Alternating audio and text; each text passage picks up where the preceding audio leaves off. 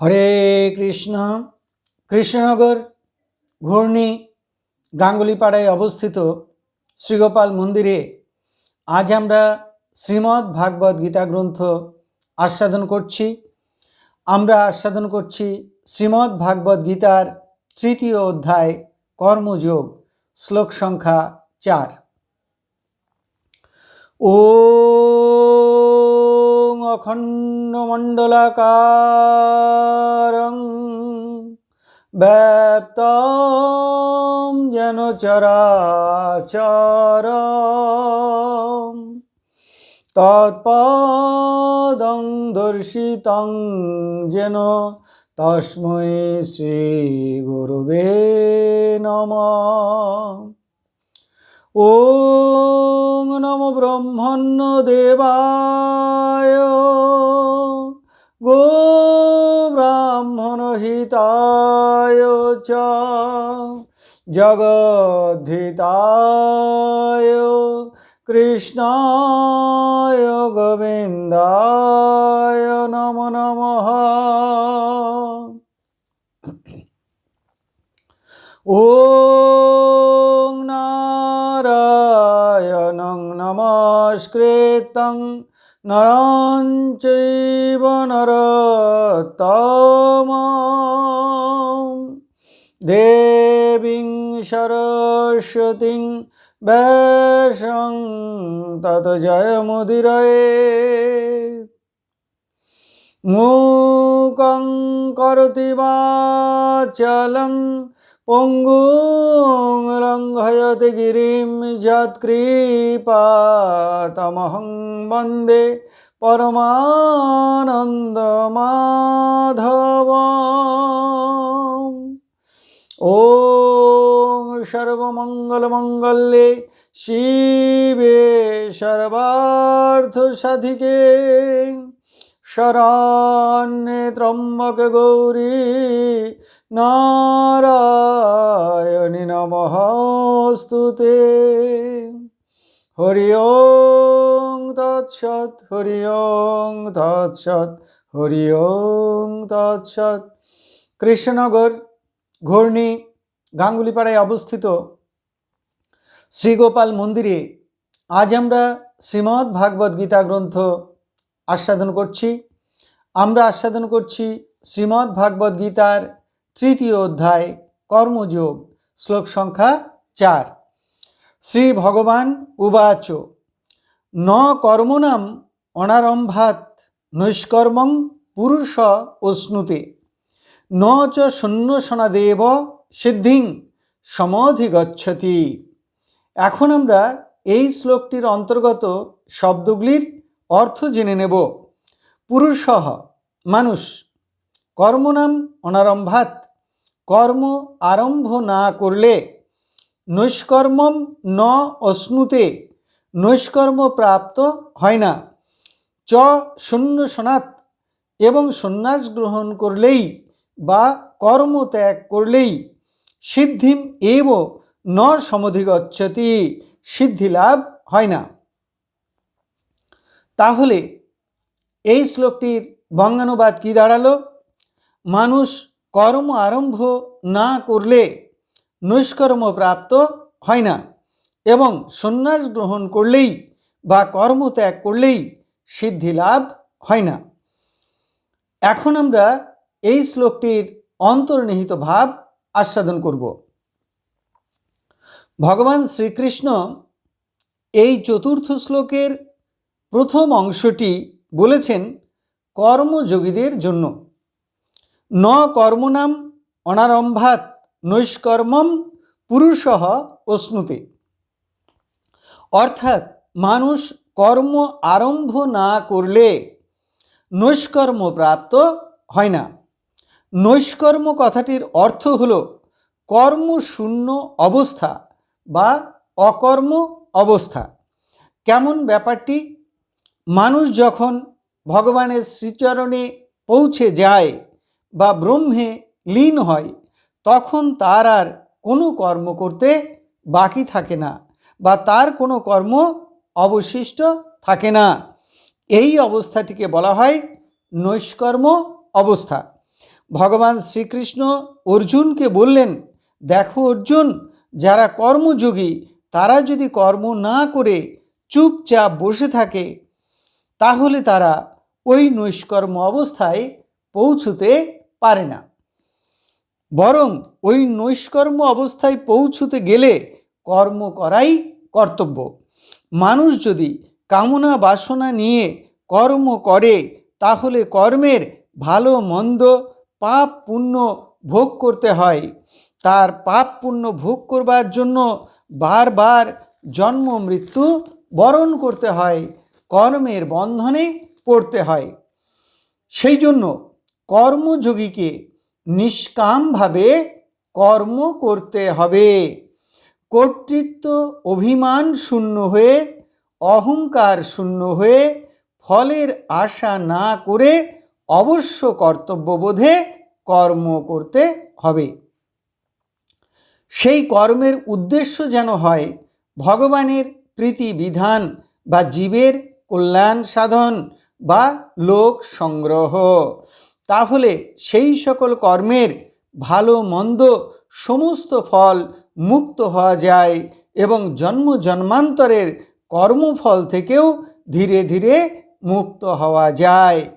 কর্ম করবার আসক্তি দূর হয়, কর্মফলের প্রতি আসক্তি দূর হয় এবং মানুষ সমস্ত কর্মের ফল বা কর্মের বন্ধন থেকে মুক্ত হয়ে ভগবানের শ্রীচরণে পৌঁছে যায় বা ব্রহ্মে মিলিত হয়, মোক্ষ বা মুক্তি লাভ করে।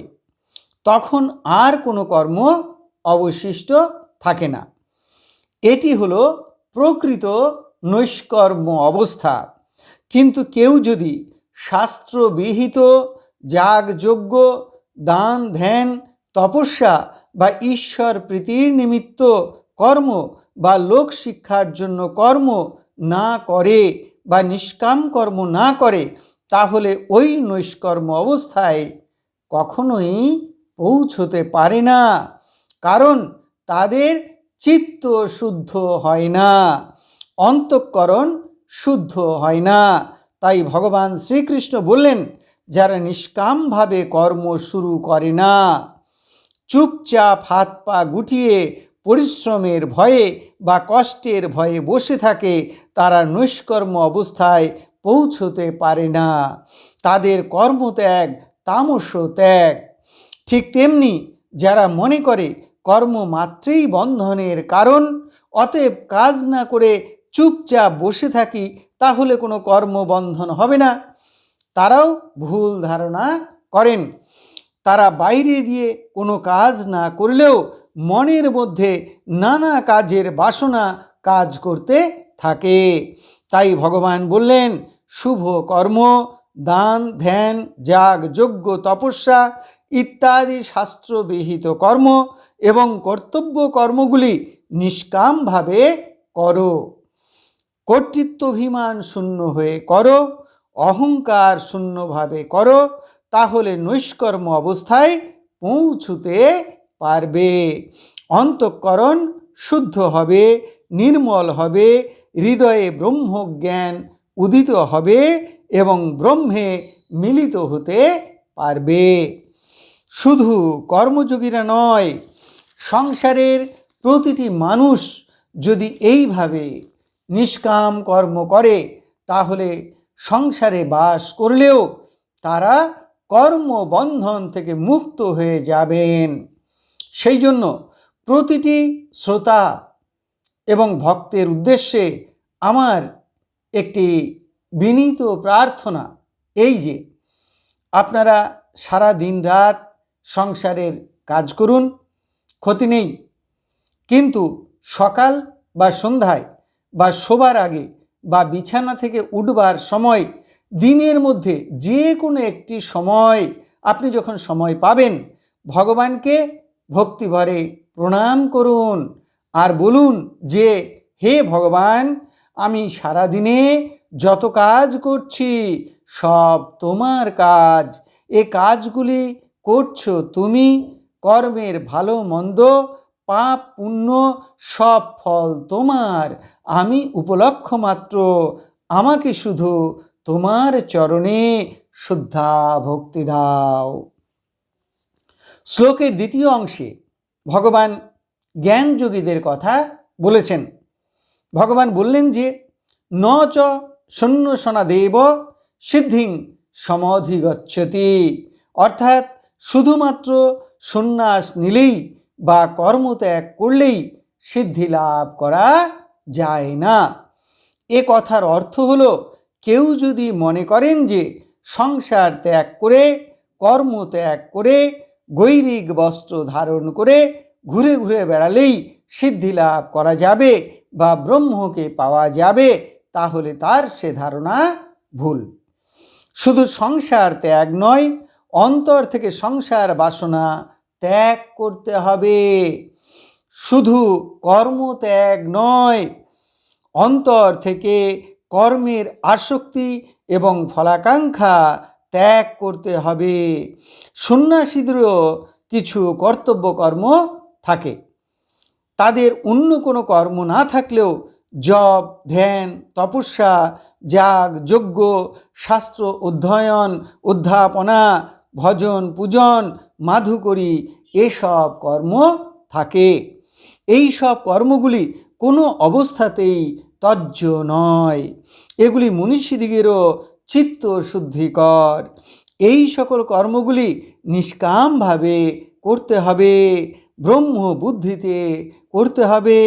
তাদের জীবনের সকল কর্মই ব্রহ্মযোগ্য, এই বুদ্ধিতে কর্মগুলি সম্পাদন করতে হবে। তাহলে তারাও চিত্তশুদ্ধির মাধ্যমে, ধ্যান ধারণা এবং সমাধির মাধ্যমে সেই ব্রহ্মকেই প্রাপ্ত হবেন, নচেত নয়। অন্তর থেকে সমস্ত জাগতিক কামনা বাসনা ত্যাগ করতে হবে তাদের। তাহলে এই চতুর্থ সংখ্যক শ্লোকে ভগবানের সিদ্ধান্ত হলো এই যে, যারা কর্মযোগী তারা নিষ্কামভাবে সকল কর্তব্য কর্ম সম্পাদন করুন এবং নৈষ্কর্ম অবস্থায় পৌঁছে যান, অর্থাৎ কর্ম থেকে অকর্ম অবস্থায় তারা পৌঁছবেন, মুক্তি মোক্ষ লাভ করবেন। আর সর্বত্যাগী সন্ন্যাসীরা সকল কিছুকে ব্রহ্ম দৃষ্টিতে দেখবেন, প্রতিটি কর্মকেই ব্রহ্মযোগ্য বুদ্ধিতে সম্পাদন করবেন। তারা ভাববেন কর্মের কর্তা ব্রহ্ম, কর্ম ব্রহ্ম, কর্মের ফল ব্রহ্ম, কর্মের দ্রব্য সামগ্রী ব্রহ্ম। এই বুদ্ধিতে তারা জীবনের প্রতিটি কর্ম সম্পাদন করবেন এবং ব্রহ্মকে লাভ করে, ব্রহ্মকে জেনে ব্রহ্মময় হয়ে যাবেন, মোক্ষ বা মুক্তি লাভ করবেন। অর্থাৎ কর্মযোগী এবং সন্ন্যাসী প্রত্যেকেরই কিছু কর্তব্য কর্ম থাকে।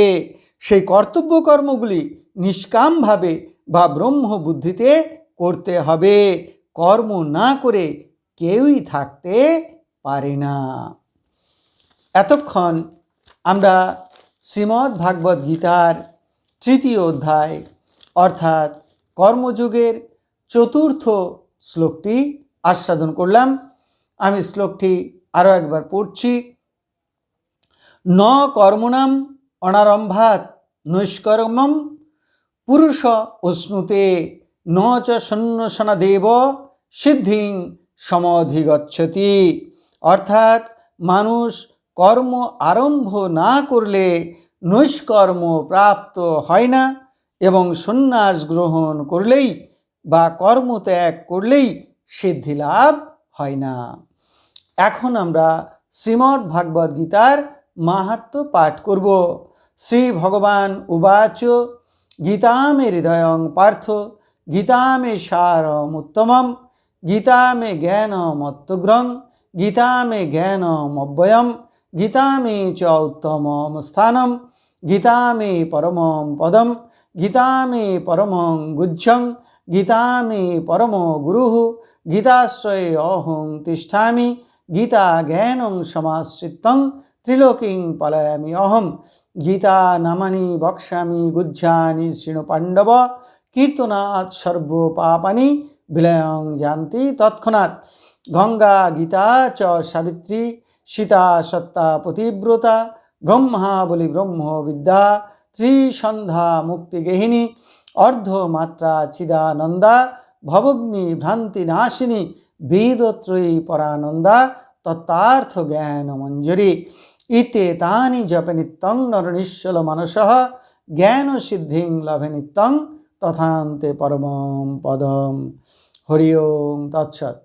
এখন আমরা ভগবান শ্রীকৃষ্ণের চরণে প্রার্থনা জানাবো। হে কৃষ্ণ কৃপা সিন্ধু, এই নাও তুমি আমার দেহ, এই নাও তুমি আমার মন, এই নাও তুমি আমার প্রাণ, এই নাও তুমি আমার আত্মা, এই নাও তুমি আমার জীবন যৌবন যথা সর্বস্ব। হে কৃষ্ণ কৃপা সিন্ধু, এই নাও তুমি আমার ভালো, এই নাও তুমি আমার মন্দ, এই নাও তুমি আমার পাপ, এই নাও তুমি আমার পুণ্য, আমার যা কিছু আছে সকল গ্রহণ করো।